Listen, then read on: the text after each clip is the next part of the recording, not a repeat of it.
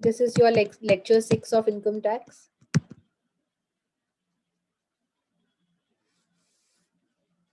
और इसमें हम इनकम टैक्स के रेट्स डिस्कस कर रहे थे in the last session for the assessment year 2020-21,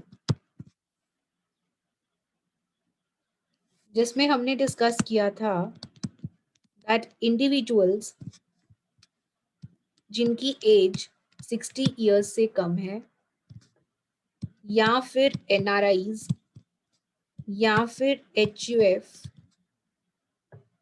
या फिर एओपी, बीओआई और एजेपी, इन सब के लिए एक ही तरह के टैक्स रेट्स हैं, जिसमें अगर इनकम 2.5 लाख तक है तो इन्हें कोई टैक्स पे नहीं करना। अगर इनकम 2.5 लाख से 5 लाख के बीच में है तो 5% टैक्स पे करना है। 5 लाख से 10 लाख के बीच में 20% टैक्स पे करना है। And if income is more than 10 lakhs तो स्लैब चलेगा 30%।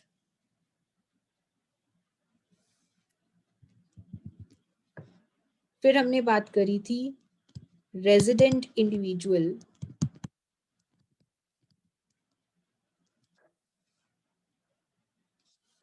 जो कि 60 इयर्स से ऊपर का है। देखिए एनआरआई चाहे कोई भी हो, एनआरआई की एज नहीं देखनी आपने, जवान हो रहा हो या बूढ़ा, 60 इयर्स से कम का हो या 60 से ज्यादा का हो या 80 से ज्यादा का हो, एनआरआईज को कोई बेनिफिट नहीं मिलता। एनआरआईज के लिए यही स्लैब रहती है। बेनिफिट किसको मिलता है? रेजिडेंट इंडिविजुअल, सिर्फ रेजिडेंट, रेजिडेंट जो इंडिया का रेजिडेंट है उन्हीं को बेनिफिट मिलेगा, क्योंकि परमानेंट रेजिडेंट्स है ना बेटा इंडिया के, तो इंडिया के लोगों को तो बेनिफिट मिलना ही चाहिए।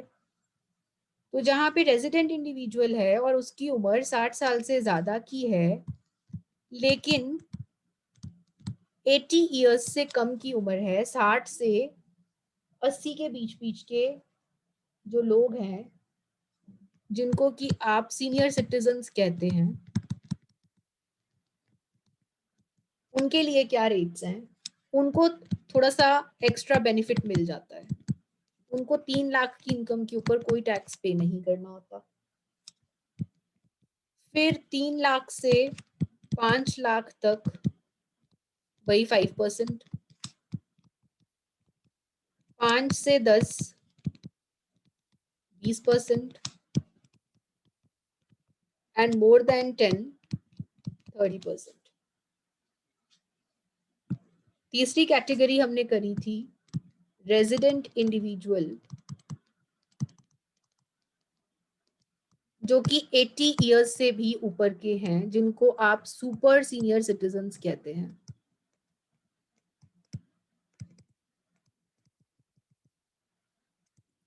उनके केस में और extra benefit, that is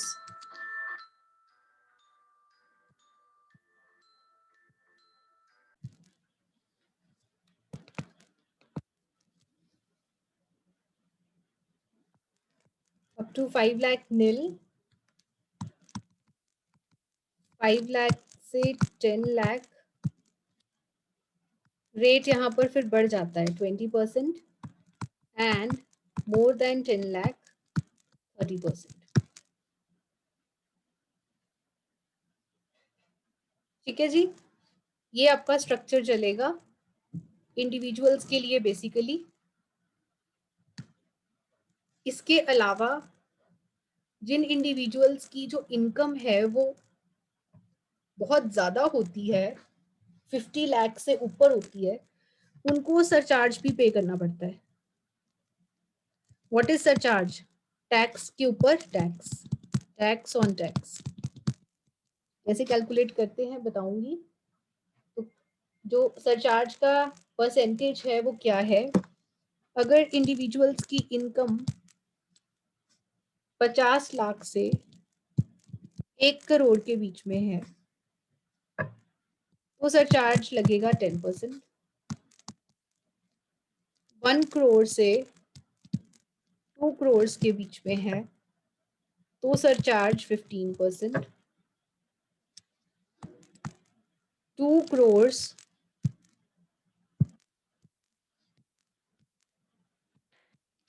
5 crore के बीच में है 25%। एंड मोर देन 5 करोड़ अगर आपकी इनकम है तो आपको सरचार्ज पे करना पड़ेगा 37%। ये आपके सरचार्ज के रेट्स है कि मतलब आपको वो टैक्स तो पे करना ही करना है जो हमने पिछली स्लाइड में डिस्कस किया है। उसके अलावा जितना टैक्स आपका निकल के आएगा उस टैक्स के ऊपर फिर सरचार्ज भी लगेगा। और सरचार्ज के रेट्स क्या हैं? 10, 15, 25 एंड 37। ये करने के बाद एक और चीज है, that is cess, health and education cess. ये कितना है? 4%। 4% ऑफ व्हाट? एक तो आपने टैक्स कैलकुलेट किया पिछली स्लाइड में, प्लस सरचार्ज। ये तो जो आपने पिछली स्लाइड में टैक्स कैलकुलेट किया उसमें आप सरचार्ज ऐड कर दीजिए। इन दोनों के ऊपर मिला के 4% का हेल्थ एंड एजुकेशन सेस भी पे करना पड़ता है। अब हम बात करते हैं रिबेट की। Rebate under section 87A। Rebate का मतलब क्या है? रिबेट का मतलब है छूट। जितना टैक्स आपका बना उसमें से आपको सरकार किसी लेवल की छूट दे देती है, लेकिन उसके कंडीशंस हैं। हर किसी को ये छूट नहीं मिलती। किसे मिलेगी? सबसे पहले तो एक रेजिडेंट इंडिविजुअल को ही मिलेगी, मतलब कि एनआरआईज को नहीं मिलेगी या फिर एनओआरस को नहीं मिलेगी। क्या होते हैं एनओआरस? क्या होते हैं नेक्स्ट चैप्टर में डिस्कस करेंगे रेजिडेंशियल स्टेटस में। इनको नहीं मिलेगी ये छूट, सिर्फ जो रेजिडेंट इंडिविजुअल्स हैं उन्हीं को मिलेगी। क्या एचयूएफ को मिलेगी? क्या फर्म को मिलेगी? एओपी को मिलेगी? बीओआई को मिलेगी? एजेपी कंपनी, क्या इन सबको मिलेगी? No, absolutely not. सिर्फ इंडिविजुअल्स को मिलेगी, वो भी वो इंडिविजुअल्स जो कि इंडिया के रेजिडेंट्स हैं। दूसरा, उनकी जो इनकम है वो 5 लाख या 5 लाख से कम होनी चाहिए। हाँ जी, जो इनकम है वो 5 लाख या 5 लाख से कम होनी चाहिए। अगर आपकी इनकम 5 लाख से ज्यादा की है तो आपको ये छूट नहीं मिलेगी। और कितने की छूट मिलेगी? अमाउंट ऑफ रिबेट कितना रहेगा? या तो 12,500 रुपए का रिबेट मिलेगा आपको, या अगर इनकम टैक्स इससे कम है तो income tax which ever is lower. मान लीजिए एग्जाम्पल लेते हैं, टैक्स आपका निकला 10,000 रुपए, रिबेट कहाँ तक मिलनी है? 12,000 तक। तो आपको पूरी की पूरी रिबेट मिल जाएगी, आपको कोई टैक्स पे नहीं करना। टैक्स आपका निकल के आया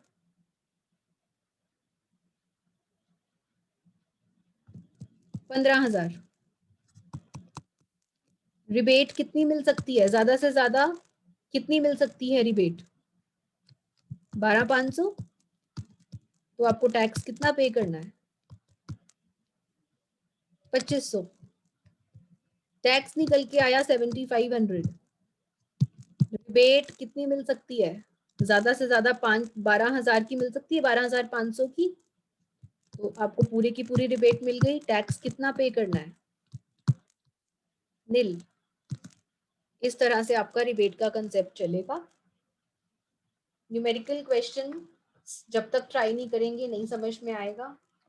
सो एक काम करते हैं, पहले ना स्ट्रक्चर समझते हैं न्यूमेरिकल एग्जांपल्स के लिए। ये लिख लीजिए आप। सबसे पहले आप कैलकुलेट करते हैं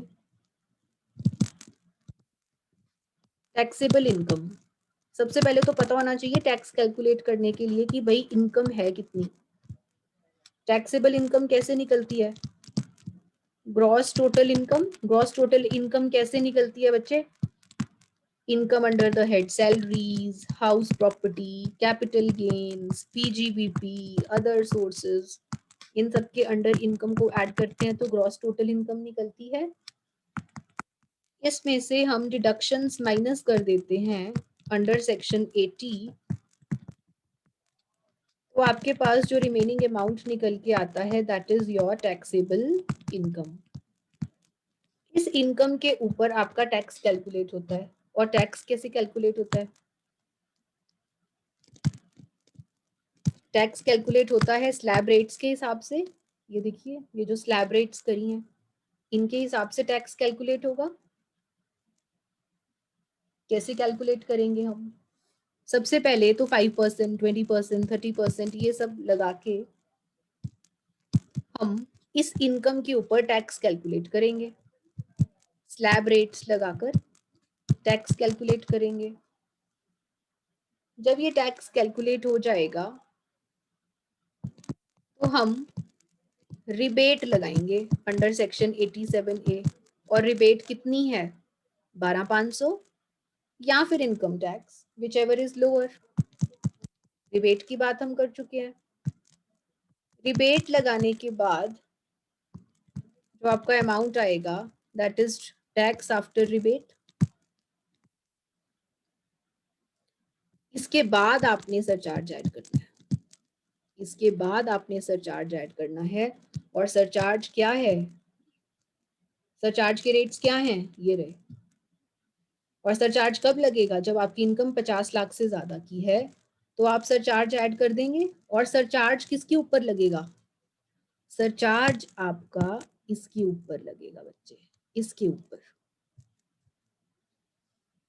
ठीक है जी।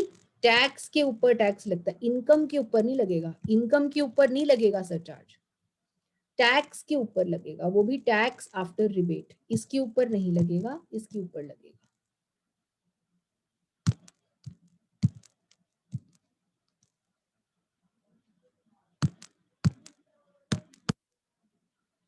ठीक है जी।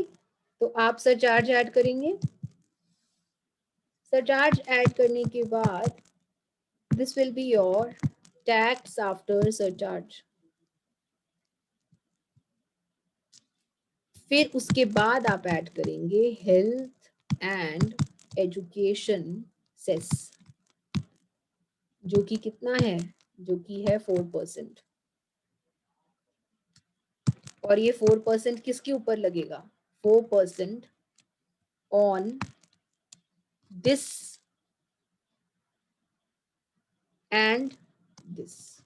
और दिस एंड दिस क्या है? This and this is this. So ये जो हेल्थ एंड एजुकेशन सेस लगेगा वो किसके ऊपर लगेगा? टैक्स प्लस सरचार्ज के ऊपर। आप ये 4% कैलकुलेट करेंगे और this will be your total tax payable. इस स्ट्रक्चर से आपकी सारी कैलकुलेशंस होंगी। सो फर्स्ट ऑफ ऑल आपको इनकम टैक्स के स्लैब रेट्स पता होने चाहिए।